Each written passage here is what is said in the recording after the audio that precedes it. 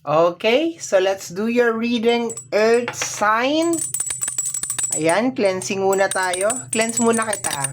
Ayan, remove negative energy. Oh, masakit sa tenga yan sa mga naka-earphone dyan. Oh. Pero, nakakaalis siya ng negative energy. Ayan. So, Taurus, Virgo, and Capricorn. Okay. Yan lang yan. Kung naniniwala kayo na ang bell ay nakakaalis talaga ng negative energy. Ako naniniwala ako. Naniniwala ako dyan. Okay, so hello my dear. Hello. Welcome or welcome back sa ating YouTube channel. My name is RJ, your tarot card reader. At ang gagawin natin ngayon, my dears, yung ating daily reading para po ito sa araw ng June 11, 2026. Titingnan natin kung ano mga eksena, kaganapan at kung ano-ano pa na maaari mong makasalubong sa araw na ito. Pero before tayo mag-start ng ating reading, my dear, magkapasalamat po muna ako. Maraming salamat po sa ating mga abangers, sa mga walang sawang naghihintay at nag-aabang ng kanilang mga readings. Thank you very much. Gusto ko rin po magpasalamat sa ating mga bagong subscribers. Hello my dear.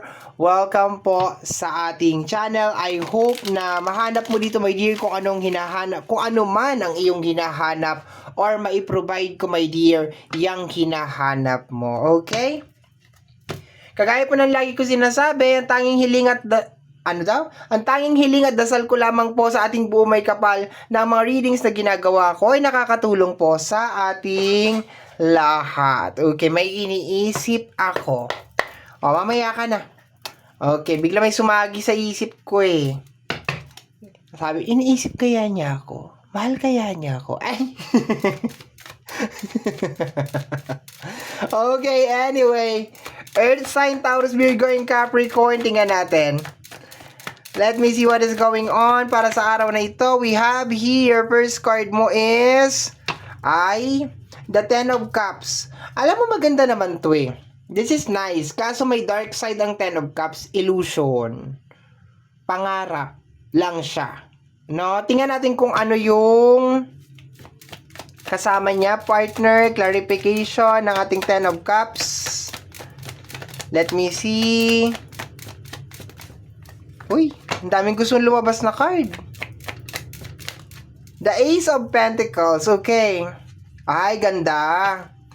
My dear, sinasabi sa card na to, or sa card natin, na itong mga manifestation mo, my dear, lalo kung may kinalaman sa relationship, sa family, mag-o-open yung door, or mag-o-open yung panibagong chapter ngayong June 11, 'di ba? 111, new beginnings 'yan. 11 new beginnings 'yan, my dear, okay? So, kung meron kang minamanifest, kunyari, gusto ko mapagtapos yung mga anak ko, gusto ko mapagawa ng bahay yung pamilya ko, yung mga ganun, o kaya stable yung relationship, o kaya magkasama-sama na kami, yung mga ganun, okay? Actually, this is more on money lang eh. More on pera lang, no?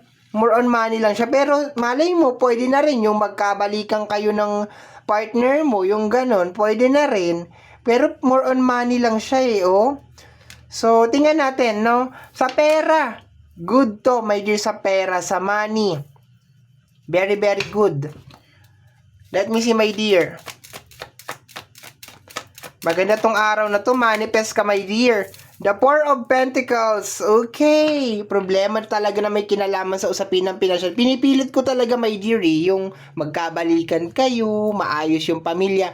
Alam mo, my dear, bakit minsan mahirap yan lumabas sa reading, yung mga ganyan na magkakabalikan. And, eto ha, kaklarify ko lang dito, i-clear ko lang, disclaimer lang ha. We are not trying to predict the future. We're trying to ask guidance sa ating buong may kapal, no?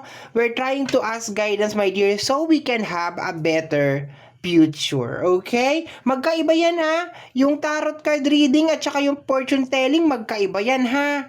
Ako, tarot card reader po ako, no? So, lower your expectation po. Okay? Pagdating po sa mga tarot card reader na we are trying to predict the future. No, we are not trying to predict the future. Only God knows. Okay? Only God. Nag-aas lang po tayo ng guidance. Okay?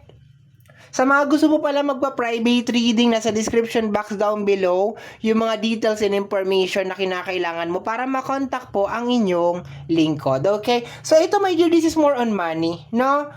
Sa araw na ito, June 11, pwede kang job opportunities. Okay? Pwedeng job opportunity. Pwede ding help. Okay? Pwedeng ganon. Mga collaboration. Ayan. Maganda tong araw na to, my dear, kung meron ka mga problema sa usapin ng pinansyal, kahit ano pa yan, pwede yan magbago ngayong araw na ito. Okay? Or pwedeng mag-umpisa yung pagbabago sa araw na ito. Magiging realistic tayo. Maya, i-expect mo, June 11, paggising mo, okay na lahat. Pwede mag-start yung pagbabago sa araw na ito. Okay? So, tingnan natin, my dear. Let me see. Ano pang meron? Okay? The Page of Sword, yun lang. So, maraming opportunity sa araw na to, my dear. Pero, wag kang maging nega. No, wag kang maging nega. Count your blessing, my dear, sa araw na ito. Kasi may posibilidad na mag-overthink ka sa sitwasyon mo. Wala na, eto na talaga. My dear ha, eto ha, lagi ko sinasabi to. Yung utak natin, parang ano yan, parang bakanting lote or bakanting paso. No? Lupa na walang nakatanim. Kung ano itatanim mo dyan, yun yung mangyayari. So, sa araw na to, posibleng mag-negative ka, my dear, no? Mag-negative ka. Ayan, remove negative. Ayan, remove negative. Ayan. Pwede kang mag-isip ng hindi maganda tungkol sa sitwasyon ng buhay mo. No, ay wala na to. Eto na talaga. Ganun. Yung ganyan, di na to mangyayari. Pero maraming opportunity, my dear, ngayong araw na to. Maraming pamamaraan para baguhin mo ang ikot ng buhay mo sa araw na ito. Yun lang, wag ka lang talaga mag-focus. Maski gaano kabigat. Alam ko, madali lang sabihin pero mahirap gawin. Pero kung pag-iisipan mo ng mabuti, kailangan try lang talaga. 'Di ba? Try and try lang talaga, my dear. Okay, let me see, my dear. Tingnan natin.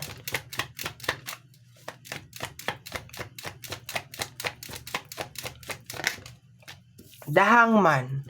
Alam mo, hindi ko talaga gusto yung Page of Sword. Hindi ko talaga siya gusto, my dear. Parang may nanonood na mag-struggle ka, my dear. Yun ang nakukuha ko. Sa page, ha? Sorry ha. Yun lang ang nakukuha ko. Possible din, my dear, ha? So, just in case meron ka talagang gustong mangyari sa buhay mo, ikaw yan, ha? Huwag masyadong umasa. Kung may tutulong, thank you. Kung wala, kasi baka paasa-asahin kayong tutulungan kita, ganyan, tas aasa ka naman, 'di ba? Basta kung meron kang problem, my dear, ikaw na 'yan, 'di ba? Hangman, nilagay ka sa sitwasyon na 'yan, my dear, mabigat siguro 'tong pinagdadaanan mo, my dear, no? Nilagay ka sa sitwasyon na 'yan para meron kang matutunan. Hangman, 'yan ang trabaho ng hangman. Hindi ka ilalagay diyan, my dear, ng trip-trip lang. Nilagay ka diyan kasi para meron kang matutunan.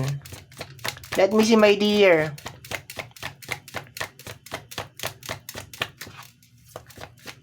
Let me see. Tingnan natin anong meron. Earth sign. Okay, ano to? The Magician. Kaya mo makaalis dyan, my dear. Kaya mo makaalis sa sitwasyon na yan. More on pera to, my dear, ha? More on money ito, okay? Meron ako nakikita sa energy ng page na parang yung curious siya, my dear, sa kung ano yung nangyayari sa usapin ng iyong kaperahan. Okay? Like, curious siya kung nalulunod ka na ba? Bumubula ka na ba? Yung mga ganon, okay? May curious, my dear, sa'yo. Pero, based, my dear, sa reading natin, sa cards natin na nasa table, kaya mo to. Kaya mo to, okay? As long as you believe, my dear, dun sa mga pangarap mo, kaya. Walang imposible sa'yo, my dear. Kasi may magician ka dito. Pero once again, kabilaan, my dear, illusion to. Okay? So, be careful ka rin sa illusion ngayong araw na ito. Okay? Maging real lang tayo talaga. Real na real lang talaga, my dear, ha? Katotohanan lang. Okay? Huwag masyadong about sa sitwasyon mo, my dear. Huwag magpakanega. Yun lang sasabihin ko sa'yo. Tingnan natin, last 2 cards pa tayo. Makakaalis ka daw yan sa sitwasyon mo, my dear. And this, diba? 3 of Wands, I told you. Makakaalis ka dyan sa sitwasyon mo. Basta ano lang, samahan mo lang ng sipag, samahan mo lang ng kilos, my dear. At saka madala ka. Kung bakit ka napunta dyan sa hangman, madala ka talaga. No? Matuto ka talaga. No? Pag lumalabas si hangman, hindi talaga ako nagsasawang sabihin na nilagay ka dyan sa sitwasyon na yan ng dahil may dahilan, okay? Walang masyadong love dito, my dear, no? So, mag-abang ka na lang sa ating, yung ating love collective reading, no? Hindi nga lang ako everyday nakakapag-upload, pero inaayos naman na. Baka baguhin natin yung daily collective reading, baka mag-weekly reading tayo para malagyan natin ng space yung daily, yung love collective reading, no? Kasi may mga nagre-request talaga ng love collective reading. Ang kagaya nito, money lang talaga, hindi naman natin pwedeng pilitin, 'di ba? Kasi yan, puro pera, money, money, money, okay? So tingnan natin. Let me see, my dear. Pero meron tayong love collective reading, my dear, ha? Medyo inaayos pa natin yung schedule, okay? Naayos pa natin. Okay, we have here the Queen of Wands. Yung mo, my dear, understanding mo, my dear, no? Napaka-importante na ma-embody mo yung character ni Queen of Cups sa araw na ito. Si Queen of Cups, napaka-maunawain, napaka-maintindihin na Queen, my dear. Yung mga bagay na nangyayari sa kanya, kahit na hindi maganda, nilalagyan niya ng malalim na deeper understanding. Yung magandang energy, kino-convert niya, my dear. So, it's very important, my dear, sa araw na ito, na kung ano man yung pinagdadaanan mo, I think ang pinakamaganda na sabihin mo is, binigay sa'yo to ng Panginoon kasi alam niyang kaya mo at alam niyang meron kang matututunan. Hindi niya ibibigay sa'yo to ng walang dahilan. At sa araw na ito, my dear, June 11, 111, angel number 11, pwedeng magbago ang lahat. Okay? Nakadepende na lang sa kung paano mo patatakbuhin ang iyong isipan. Okay? Bottom deck of the card is the energy of the star. Anong binabalance ni star? Pag lumalabas si star, may binabalance siya. Yung 3 at saka yung 4. First card mo is cups, okay? So, the 3 of cups and the 4 of cups. Si 3 of cups is energy of celebration, success, okay? Malamang mga small victory lang yan, okay? Hindi siya big talaga, pero success pa rin, okay? Yung kabila is the 4 of cups, okay? Ang 4 of cups is more on looking, yan siya, nakaupo sa puno, mayroon 3 cups na nasa harapan niya, tapos inooperan siya ng ace of cups sa taas. Kaya 3 cups sa baba, 1 cup sa taas, 3 plus 1, 4 of cups. Ang nangyayari kasi dyan, my dear, posibleng sa araw na tumaparalyze ka talaga. Dahil nakapokus ka lang dun sa mga negative na energy. Okay, once again. 'Di ba? Maging realistic talaga tayo sa buhay. Minomotivate na kita, my dear, na everything happen for a reason. No, malamang hindi mo gusto. Sino ba naman matutuwa na nakalambitin sa hangman? Walang matutuwa dyan. 'Di ba? Pero, everything happen for a reason, my dear. Maniwala ka sa akin, everything happen for a reason. Okay? Balance mo lang, my dear, sa araw na ito. And, move forward. Look forward, move forward. Okay? Kaya mo yan. Makakaalis at makakaalis.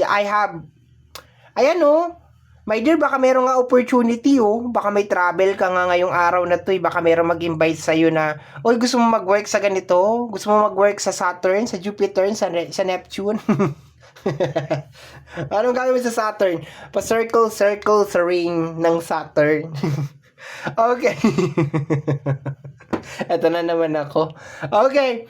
So, hello, my dear Earth sign. Mag-uumpisa na naman ako ulit ng reading, no? My dear Earth sign, ito ang nasagap natin na reading, energy mali-mali na naman. Energy para sa araw na ito, June 11, 2026, okay?